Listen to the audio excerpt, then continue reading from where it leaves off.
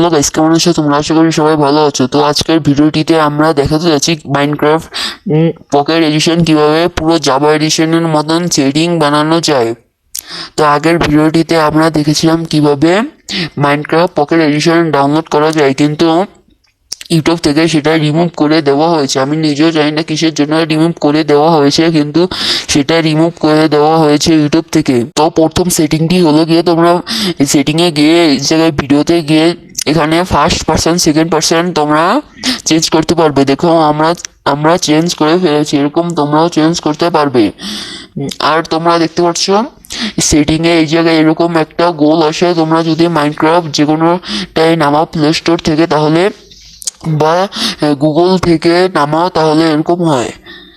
তো এইটা চেঞ্জ করার জন্য তোমাদের প্রথমে সেটিংয়ে গিয়ে এই টাচ অপশনে ক্লিক করে রাখবে। টাচ অপশনে ক্লিক করার পর এখানে ক্রিয়েট এই সেটিংটার উপর ক্লিক করা লাগবে।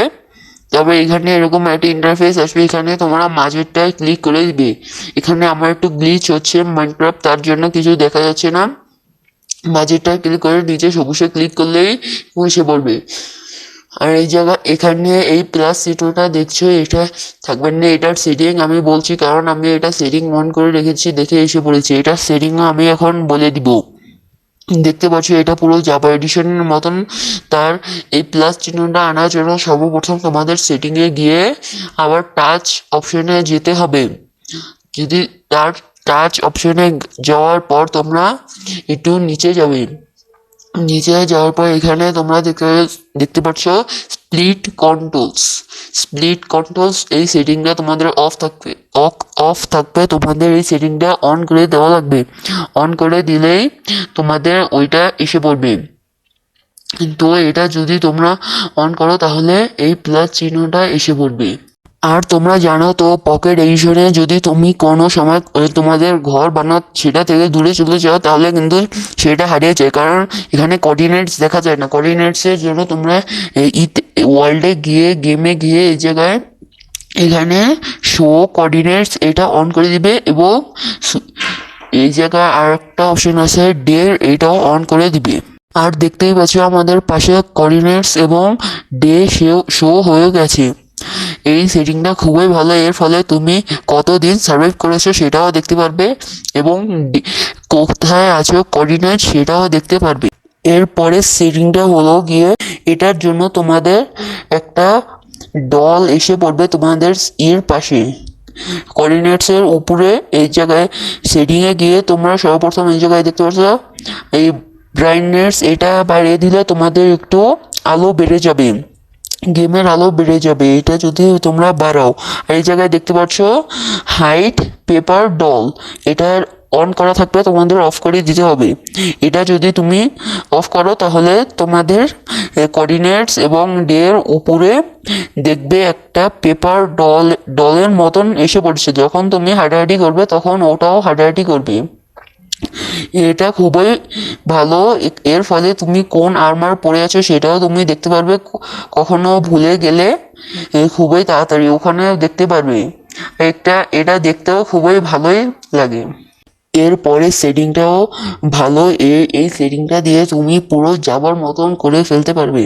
তো তোমরা জানো প্লে স্টোর থেকে যদি কোনো গেম নামাও মাইনক্রাফট বাদে লুকিক্রাফট বা অন্যান্য গেম আছে, সেগুলোতে তোমার হার্ট কিন্তু উপরে থাকে, হার্ট এবং খাবারের বার উপরে থাকে। তোমরা ভিডিওতে গিয়ে ওখানে দেখতে পাচ্ছ, ওটা যদি পকেট থেকে ক্লাসিক করে দাও তাহলে তোমাদের হার্ট নিচে এসে পড়ে। এটা খুবই ভালো সেটিং, এতে তুমিও তোমার হার্ট ভালোভাবে দেখতে পারবে, হার্ট এবং খাবার। আর পরের সেটিংটা হলো খুবই ভালো, এই সেটিংটা দিয়ে তুমি পুরোপুরি যাওয়ার মতন করে ফেলতে পারবে। যাওয়ার ব্লকে কিন্তু কোড লাইন্স থাকে। তো এরকমই এই সেটিংটা। ভিডিওতে গিয়ে একটু নিচে গিয়ে এখানে তুমি দেখতে পারবে কোড লাইন্স সিলেক্টেড। এটা যদি তোমরা অন করো, অফ থাকবে যদি অন করো তাহলে তোমাদের গেমের ব্লকের আশপাশে কোড লাইন্স এসে পড়বে। যে তোমরা দেখতে পাচ্ছ, দেখো ব্লকের আশপাশে কোড লাইন্স দেখা যাচ্ছে। এটা কিন্তু আগে থাকে না। এটার জন্য প্রায় পুরোপুরি যাবার মতন দেখা যায় এটা।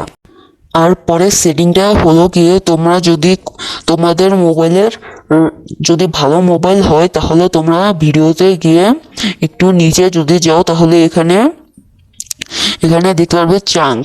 এটা যদি তোমরা বাড়াও তাহলে রেন্ডার ডিস্টেন্স এটা বাড়ালে তোমাদের অনেক দূর দূর পর্যন্ত দেখা যাবে, কিন্তু এটা কমিয়ে রাখাই ভালো, কারণ এটা বাড়ালে গেম অনেক ল্যাগ হয়। তার জন্য এটা যত থাকে ততই ভালো থাকা প্রয়োজনীয়। এখানে এফপিএসও আছে, এটা আনলিমিটেড রাখাই ভালো। আনলিমিটেডই থাকে সবসময়, গেমে ঢুকলে আনলিমিটেডই থাকে, এটাই ভালো। তো আজকের ভিডিও এ পর্যন্তই। আজকে ভিডিওটিতে অনেক কয়টা সেটিংয়ের কথা বলেছি, আর পরের ভিডিওটিতে আমরা নতুন একটা সার্ভাইভাল ওয়ার্ল্ড খুলবো। ওই সার্ভাইভাল ওয়ার্ল্ডে আমরা খেলবো এবং ওখানে অনেক কিছু করব। তো পরের ভিডিওর জন্য অপেক্ষা করো, খুবই তাড়াতাড়ি আনবো। তো আল্লাহ হাফেজ।